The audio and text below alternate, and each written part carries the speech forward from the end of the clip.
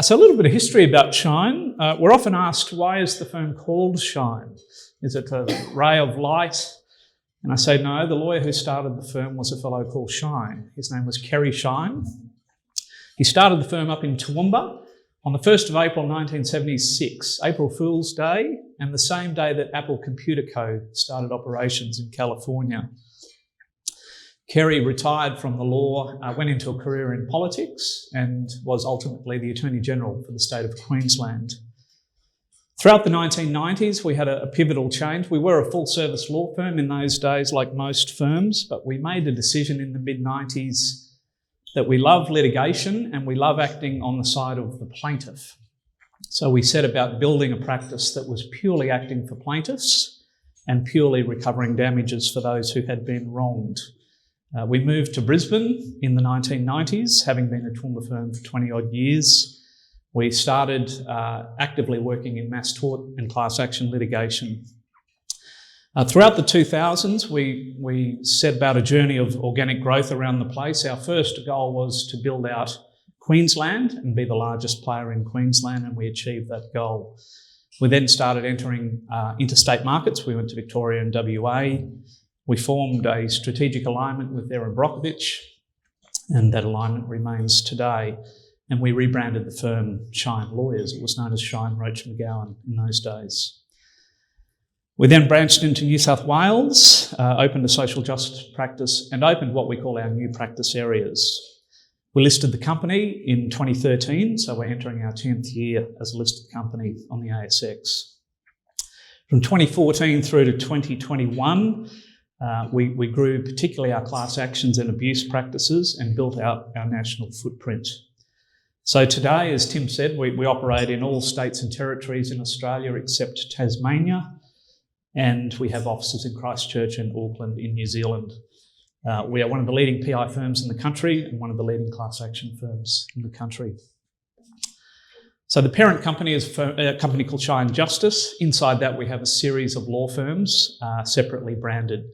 The business is broadly broken into two parts: personal injury, which is the core of our business, and what we call new practice areas, which is code for anything that's not core personal injury. We run a number of brands under the core personal injury practice, Shine Lawyers being the largest of those. We have a firm here in Brisbane called Shackers, which acts purely in union litigation. Two firms in the West, Stephen Brown and Bradley Bailey, and we have a startup called Claimify, which is our first attempt at a disruptive model in legal services, domiciled here in Queensland. Most of our new practice areas are contained inside Shine Lawyers. So we have a developing class action practice, which I'll come to in a moment, superannuation and disability, head trauma, which is becoming a growing area, catastrophic injuries, dust, commercial disputes and medical negligence. We have two firms that practice in family law, one here in Queensland, Bess Wilson Buckley, and one in the West, Carr & Co. Three things about our company. We call ourselves a purpose-driven company. We think it's a privilege to get paid to get up every day and recover damages for those who've been wronged and hopefully make their lives a bit better. We think we've built out a pretty good base in the last 45 years to keep growing this organisation. It's a very fragmented market still in this country. And we're pretty resilient through economic cycles. The only occasion I can recall that we had any issue on economic cycles occurred about 20 years ago when the second largest insurance company in Australia, a company called HIH, collapsed under the weight of pricing wars on premium. As a result of that, APRA, the regulator, changed what we call the prudential requirements of insurers, and so that risk has dissipated. But oddly enough, when the economy is tough, we tend to do a bit better, and the reason for that is people reach out and bring claims when the environment's a little bit tougher. So just a bit of an overview of the company for those not familiar with it, and I'll start from when we listed the company in 2013. One of our key risks when we approached listing was that 95% of our revenue was all in core personal injury work. And the biggest operating risk in personal injury is what we call tort reform, where governments pass laws to either eliminate or reduce access to claims.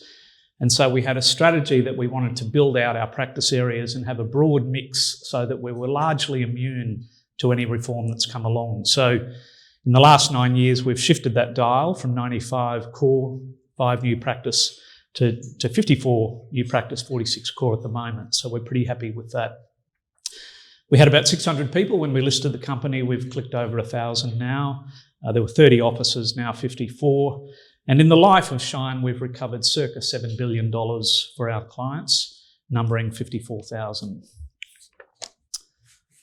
Quickly to some financials, I'll gloss over these. So 22 was a pretty good year for us.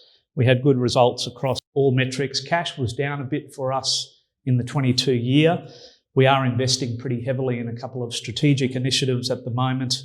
And as I'll touch on in a moment, we've been growing organically pretty quickly, particularly in the core part of the business. And that's resulted in additional costs to cope with that growth. Some highlights for the year: we settled the Boston Scientific mesh class action for $105 million, subject to court approval. As Tim mentioned, we resolved the Johnson & Johnson case. That was in this financial year, and it's currently in the court approval process. We had a busy year filing class actions. 7 new class actions filed. I'll come to those in a moment. And we resolved 3. We started a new marketing campaign, which is paying handsome dividends for incoming organic work. Opened new offices in Adelaide, Darwin, Canberra and Wollongong in the FY22 year. Staffing hit 1,000 and engagement at 83, which we're comfortable with. Like most businesses, we're in the war for talent, so keeping people is a real challenge in our business at the moment, and competing salaries are significant. So just to take you through the growth story for the last 3 years, we have been focused very heavily on growing organically again. Post-listing, we focused more on M&A activity, and we wanted to return to organic growth. So we've had a pretty good run in the last 3 years. Revenue has gone from 183 million to 215, and earnings from 51 to 63 during that period. The next data tells you the story about the value of that organic work coming in the door. So what we're measuring here is the dollar value of new work that we've brought into the business, accompanied with the number of fee earners that have to do that work. So from 23 to 22, we've gone from 188 million in new work that year through to 278 in 22. Fee earners from 454 to 600. So that's a good story in terms of a pipeline of work, but as I said, what comes with that is a cash constraint on your cost base, at least in the short term. Now this is people working in construction will understand this analogy. So this is a forward look at the work we've got in the cabinets at the moment. So you can see what our future revenues already look like in current work. So in the year FY20, we had $305 million of work in progress. So that's work done on existing cases that aren't yet resolved, with a forward book of 441. So it was quite a mature ratio. Fast forward to FY22, we're at 332 in work in progress with 630 in forward work. So that's a good lead indicator for the business that we've got plenty of work to do. The challenge is we've got to get through that work as fast as we can and convert it to cash. Somebody pulled me up at the full year presentation and said, why did work in progress go backwards between FY20 and FY21 if the business is growing?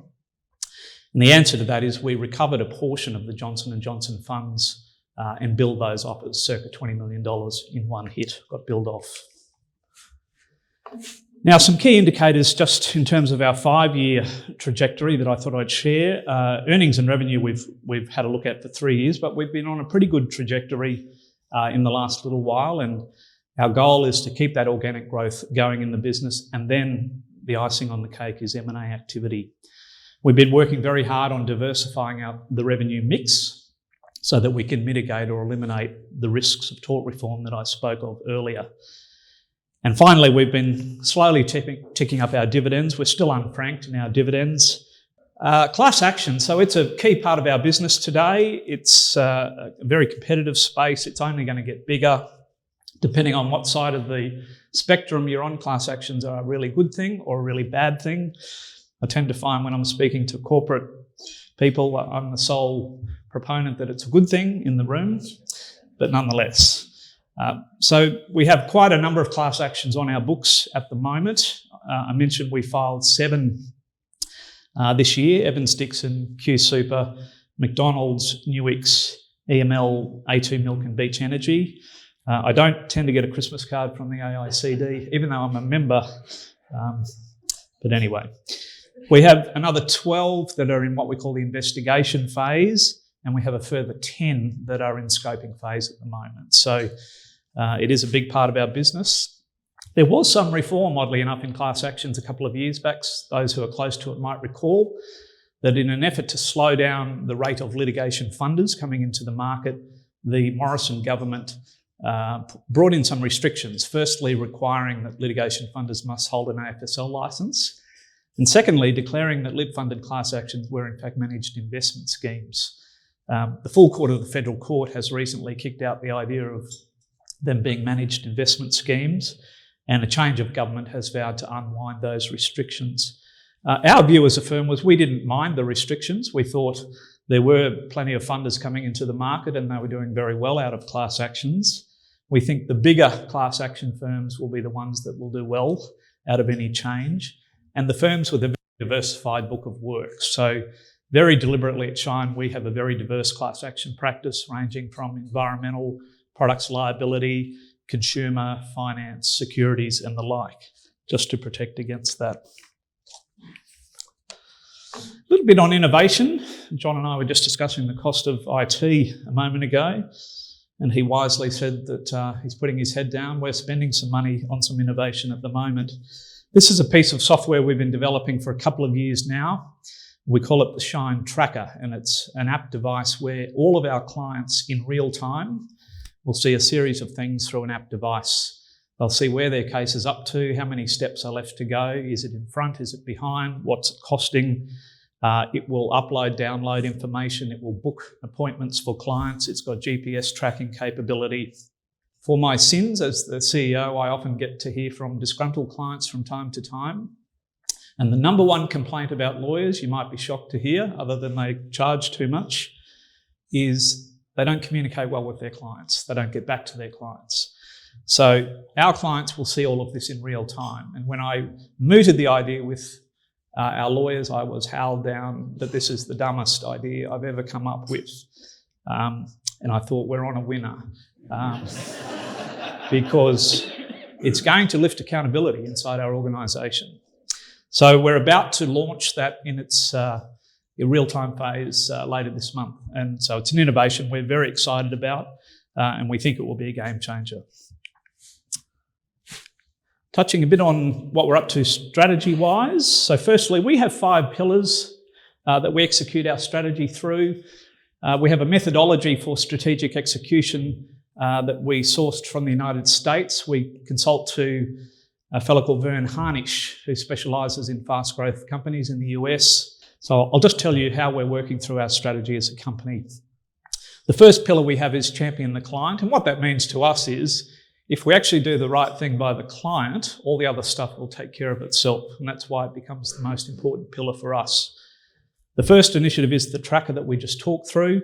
The second is we are investing heavily in an end-to-end piece of technology, starting with new call centre, new CRM, new client communication networks, all designed to improve the flow of work into the business and manage a better outcome for the client out the other end. On the people front, as I said, it's really competitive in our space as well. I was joking to John that I mentioned to the CEO of one of my competitors that instead of pinching each other's lawyers every day, why don't we meet every January and have a draft system like the NFL, where I'll decide which ones we want from you and you'll decide which ones you want from me and we'll put a price on it. He liked the idea, but he didn't take it up. But nonetheless, strategies we're employing as a business. We're doing work with a company called Employer Branding Australia, who are helping us with how we message to the outside market and inside the business. For the first time, we held a symposium for 200 of our most senior lawyers and had speakers from all around the world, and we intend to keep doing that initiative. We developed a formal mentoring program inside the company where anyone at any stage of the company can be mentored by anybody else, and that's been a tremendous success. And finally, my co-major shareholder at Shine, Steve Roach, wrote a book about the company called The Right Side of Wrong, which has been provided to all staff. It's a good warts and all story about the history of Shine over 45 years. On the growth trajectory, as I said, we opened 4 new offices last year, which was a big number for us. We're scheduling to open 2 in the current financial year. Raven is active in our M&A program at the moment. We are constantly evaluating opportunities in M&A. On what we call the strengthen pillar, there are a couple of initiatives we're working heavily on. One of the largest complaints I get from lawyers at Shine is chasing what we call billable units. It's the billable hour, which professional services companies are used to. And we're toying with, is there a better way we can do this and focus on inputs the lawyer does rather than outputs being time. So that's getting attention. And we launched Shine Tank last year, and we invited everyone in the organisation to come up with an innovative idea that we might introduce. We had hundreds of applications. We had 5 finalists. We ran it as a production with a panel, and we awarded a winner. And the winner last year was a lawyer down in one of our branches in Queensland, Logan, I think, who said, why don't we come up with a compressed 9-day fortnight so that if the lawyers can get their work done in 9 days, they have the 10th day off. And so we've now introduced that into the business with great success.